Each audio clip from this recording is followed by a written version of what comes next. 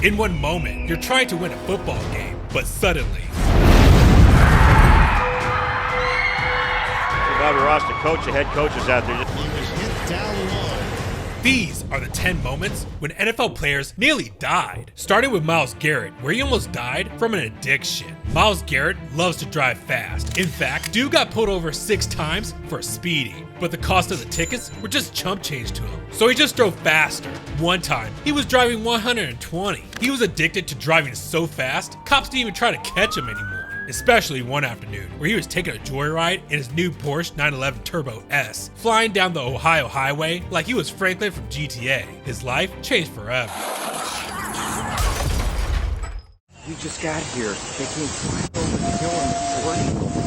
The fire hydrant off and went airborne and flipped. Myles went airborne, took out a fire hydrant, and flipped his whip 3 times, completely totaling his supercar. It was literally unrecognizable. A lesser man would have been greeting Pop Smoke in heaven, but Garrett walked away with barely a scratch on him, just a laceration on his right hand and some soreness. Definitely grateful to be here, with what I saw, right after, the pictures, it was a hell of an event, and I'm alive. I was able to have so much of my family and the support system that was around me. Man, good thing everyone had his back, but what's not good is an NFL player getting jumped by a bunch of dudes. Now, Cam Newton was holding a 7-on-7 youth football camp, an event he usually does to help out kids and his community. But this event in Atlanta was different. It was supposed to be all about the kids, but things quickly broke down after some of the coaches from one of the teams and Cam Newton started talking crazy to one another. It was some words that were said, and I think the words triggered them, and it was words that triggered me. Dudes must have really thought they were Superman's kryptonite, because they jumped Cam and all hell broke loose. Unfortunately, the fight was broken up, but everyone was shocked to see that not only Cam came out uninjured, but his goofy ass hat somehow stayed on his head the whole time. Even fans spoke out on X, respecting Cam for holding his own, and even saying that his top hat saved his life, like saying that it was his shield, and it gave him powers, like it was a wizard hat. They even clowned on the 6 dudes that jumped him, saying they were stupid for taking on a big guy like Cam and collectively having the weakest hands in history. All jokes aside, dude said he's glad the fight didn't become deadly. I was so grateful because it could have gotten ugly on both sides. If they would have pulled out a knife, if they would have pulled out a gun, that's for them. If my side would have been there, I was by myself.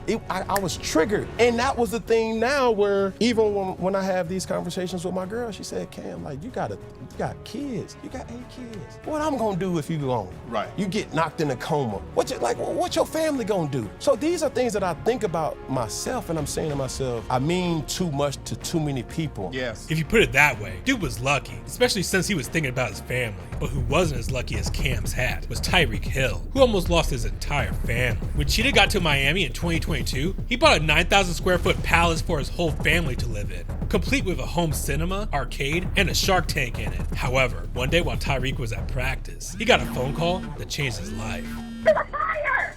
There's a fire! Okay, what's the address of the emergency? Southwest Places. Off the top at 11, we're hearing the 911 call for help after a fast-moving fire tore through the mansion of Dolphin star Tyreek Hill, leaving a gaping hole in the roof. Tyreek got the call that his house that had his whole family inside was on fire, so he dropped everything and rushed back home. While driving up, Tyreek saw a huge cloud of black smoke from his roof, and firefighters lined up his driveway trying to put it out. Tyreek was scared that if he lost his whole family in that fire, there was nothing left for him. After 45 minutes to put out the fire, Tyreek got the news that no one was hurt, and reports came out that this all happened because a kid was playing with a lighter. But yeah, even everyone inside the home was safe, and even the Shark Tank survived. My wife's good, mom is good, and my nephews are good, so that's all that matters, man. So that was the main concern of mine, being at practice, hearing about the news. And right now, man, it's just a transition for us. So that's what players do. Like, we find a way to bounce back, and that's what life is. Ups and downs. You have things happen, and you got to find a way to adjust to adversity. We're gonna find a way to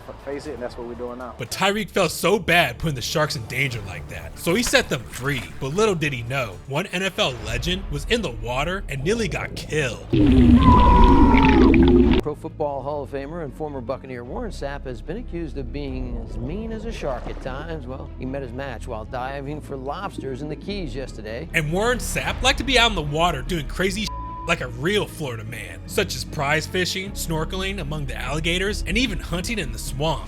Yeah, baby! Yeah, baby! Let's go! But one day, he was out diving for lobster, so he wouldn't have to pay over $40 for a plate at Red Lobster. He got attacked by a deadly predator. And then I turned back, and I'm almost by the air at this point. Man, this sucker turned back, and he grabs my shirt and my wrist. I mean, right underneath where if you slice him, that's the bad part, right? So yeah, he's right at that point. So he locks on to the top of my shirt, and I snatched down. And luckily, my shirt had the top of his teeth, because that part came loose, and he swung his bottom jaw to bite me, and it just knocked a nice little plug out. How deep is the cut? It looks pretty deep. Oh yeah, he got me to the gristle. It's past the white meat. Now, although he got a gnarly bite, Warren didn't even go get stitches. He just slapped a band-aid on that bit and continued fishing with the sharks like nothing happened. No stitches? Wait, hold on. Every now and then, no, wait, that cut that I'm seeing on Instagram you did not get that stitched up? No, I didn't go to the doctor, man. I'll be Warren. Bro's just crazy jumping back in like that. But there was another player who went across the country and got a deadly virus. Calvin Anderson went on a trip to Nigeria with his wife to help out the villages over there, and everything seemed all good. And when it was time to come back to the States, just 3 days before training camp, Calvin was excited to get back on the field. But when he came back home that night, suddenly his whole body started to burn up. Instead of getting ready to head to training camp, Calvin was rushed to the hospital with a fever over 105 degrees and a 50-50 chance on whether he was going to live or die. Things were dire. It turns out it was way worse than just eating a bad peanut butter bagel. Calvin contracted a bad case of malaria after a mosquito bit him when he was back in Nigeria, a deadly disease that kills over 500,000 people per year. This caused him to not only miss training camp and the entire football season, it suddenly became a battle for his life. But while recovering in the hospital bed, he told himself that a big guy like him was not going to get taken out by a little Nigerian mosquito. So Calvin kept working, studying the playbook and getting his mental right. Miraculously, Calvin beat the virus. And when he was back in game shape, he even reflected on everything in this post on X, saying, "I almost lost everything. Everything that happened almost lost my life and my career. I had to walk with God in order to turn devastation into transformation. Soon, I will tell the story of how resilience allowed me to return to the game I love. I promised you I would be back." And that's exactly what happened. It was a trying year in 2023, but I'm glad to be past it, be healthy, be better for it. Looking forward to this year. I got to come out and obviously and show what I'm capable of doing. I came in last year with a bunch of goals in mind, had a setback, now it's about how I'm going to respond to that. Man, somebody look up the Vegas odds for comeback player of the year. Now, even though getting caught by a deadly virus is scary, it's nothing compared to getting robbed at gunpoint. As soon as Patrick Mahomes was drafted into the NFL, he became an instant celebrity, especially in his hometown of Tyler, Texas. So when he went to a baseball game, everyone wanted to hang out with him. But all this fame got the attention of some bad dudes who wanted to crash the party. While he was driving home, Mahomes, who couldn't wait to see an NFL field, suddenly saw a barrel pointing straight at him. Dude got robbed at gunpoint in his driveway after the game. Now, while Patrick wasn't hurt or anything, Harry and Marv from Home Alone managed to get away with some of Mahomes' stuff until they got caught a short time later, all because the dumbasses didn't cover the license plate of the getaway car. Damn, we almost lost Kermit. Imagine what would have happened if things went the other way. There would have been no Chiefs dynasty and no Jackson Mahomes doing TikTok dances. But what's worse than that is that the NFL almost lost an entire team from a plane crash.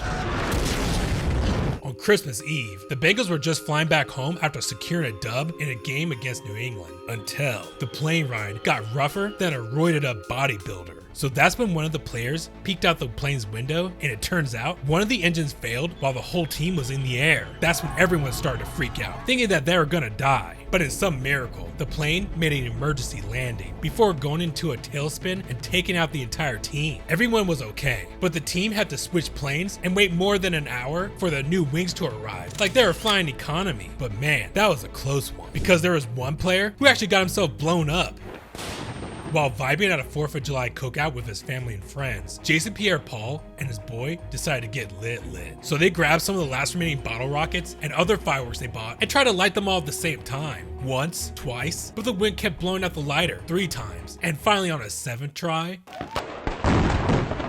blinding bright lights and smoke everywhere. But when JPP looked down at his hand, it looked like an overcooked steak and smelled like charcoal, and his index finger was just hanging off the bone. He was rushed to the ER, needing multiple operations. I mean, look at that x-ray, damn. But in the end, JPP's hand for the most part, and importantly his NFL career, was saved. The NFL even created a customized glove for him, which looks like something out of a cartoon, but that glove was a constant reminder for him to be more careful and probably avoid fireworks altogether. However, things got a lot worse when one player ended up getting burned alive. Browns tight end David Njoku is an interesting guy. Dude is an actual tribal chief in his native Nigerian village, and he has bonfires every Friday night at his place to relax. One night during a typical bonfire sesh, things went sideways. I have like a bonfire every Friday night, just like meditate a little bit, play a little music. And it was all because he cheaped out on an off-brand lighter fluid. Setting up the bonfire, and I ran out of my normal lighter fluid that I used to soak the wood, so I used this other one. It was a spray instead of like one that you pour. I sprayed it down. And when he tried to light it up, before he knew it, he was up in flames. I saw the fire come from my wrist and then just blow up in my face. I didn't really feel the pain because it just happened so fast. Dude suffers second-degree burns, and even his doctor told him not to play the next game because the sweat from wearing the helmet would cause permanent damage to his face. But dude is a pure specimen and ignored his doctor's orders, all because he wanted to beat the Ravens so badly in an upcoming game. Still, he took precautions by wearing a burn mask that looked like something out of The Purge and played through the whole game. But when he took his helmet off, chunks of skin were coming off, and he still fought through it. Even though he lost most of his skin, he gained many more inspired followers who were also burn victims as well, respecting him for fighting through the pain. Now, if I saw a dude wearing a mask like that, I know he's built different. I'm just gonna step out the way. Still, nothing compares to a player who became a rap song. While getting ready for his first game, Brian Robinson Jr. found himself on the wrong end of a coked out team's crime and murder spree that included one fatal shooting and multiple prior robberies. But when he tried to stop himself from becoming the next victim on the list, he saw a gun pull out and he caught 2 bullets, one to his right leg and the other to his hip. At this point, he was laid up in the hospital and required emergency surgery before things got deadly. Unfortunately, the surgery saved his life, but many thought Robinson might never walk again, let alone play football. But he proved everybody wrong. Just 6 weeks later, he was back, running out the tunnel to the song of his favorite rapper, 50 Cent, playing Many Men. And later in the season, he scored his first touchdown, also proving to everyone to never give up. Robinson, and he will get into the end zone for a touchdown.